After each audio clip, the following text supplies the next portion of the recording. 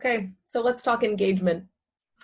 Um, I laugh thinking about talking about engagement because the first thing I have to own up to is that there are some demons in me that I have to fight when talking about this topic. And the demon that is the most destructive is this sort of cynical, unmotivated, this is never going to work kind of mindset.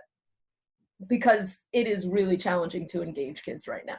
And I often encounter new ideas for engaging with kids with a feeling of like, well, this is never going to work. And I have to interrupt that. And